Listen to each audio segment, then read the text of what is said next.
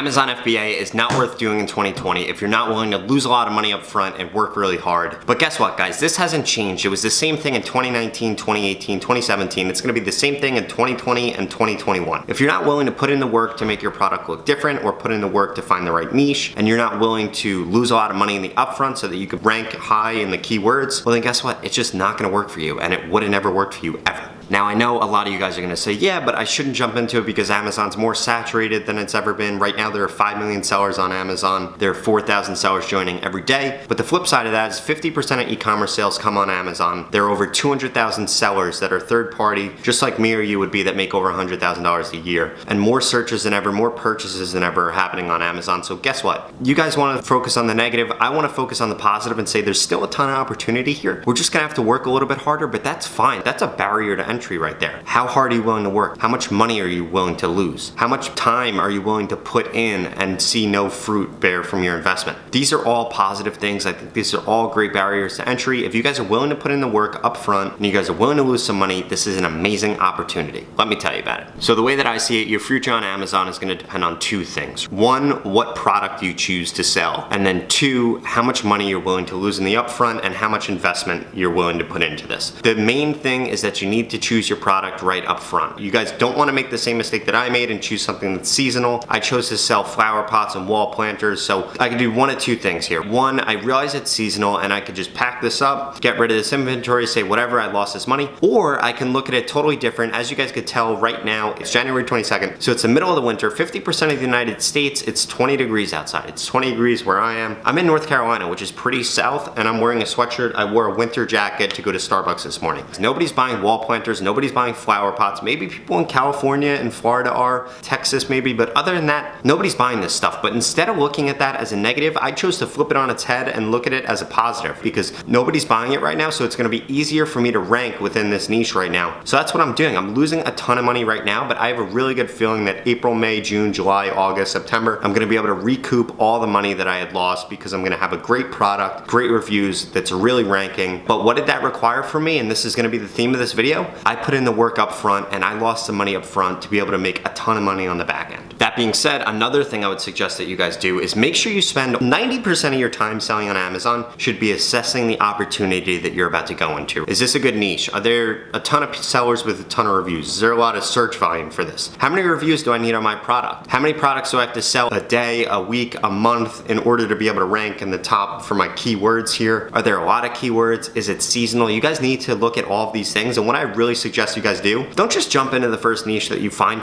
10 niches and then compare those 10 up against each other, and then you'll really find the one that's gonna work best for you. Personally, I've invested in several products, right? I have 7 products on the way across 3 different niches. Some of them are doing well, some of them aren't doing well at all. I have a jewelry product that has not sold anything. I don't expect it to sell anything. Honestly, I'm probably just gonna get rid of it. Luckily, I didn't invest a ton of money into it. The wall planters, the flower pots, those are really taking off, so I'm just gonna double down on those. But look, I protect myself by entering 3 different niches with 7 different products, and now I can pick and choose, you know, which one's gonna work, which one's not gonna work, where am I gonna invest my time. So that's why you guys shouldn't just choose upfront one product and one niche, because you're really gonna be betting the farm on one thing, and if that doesn't work out, you're gonna have a really bad taste in your mouth and probably never wanna do Amazon ever again. So that's it for this video. As you guys could see, obviously I'm super bullish about Amazon. I really think it could work for you if you're willing to put in the work, if you're willing to change things. Look guys, last night, I think it was 10 p.m. Eastern, I got an email that my listing got suppressed, and I was like, what the f? I started freaking out. I'm selling all this product. Why is this suppressed? It turns out that one of my photos, like Amazon didn't like it, so I had to change it. You guys have to be willing to have a heart attack like that and think that the world's gonna end and holy shit. And then you guys are also gonna have to be willing to deal with bad reviews. And maybe you guys order a ton of product. I just ordered 1,000 pieces of product, finally got my first review on it, and it felt so good because in the review, the person said, quality's great, this is a good product. I was like, holy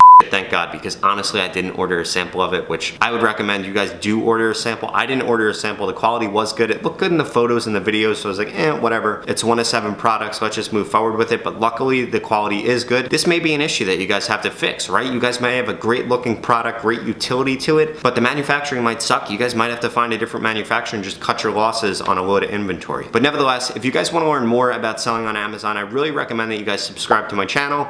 I have a playlist where I'm documenting myself growing growing my business from $2,000 a month to $60,000 a month, giving away all of my knowledge, all of my information, everything I'm doing that's working, everything that's not working. So I really suggest if you guys either one, want to grow your Amazon business, or two, start your own, make sure you guys go check that out. Hit the subscribe button, hit the thumbs up button, and leave me a comment below, guys. Thank you so much.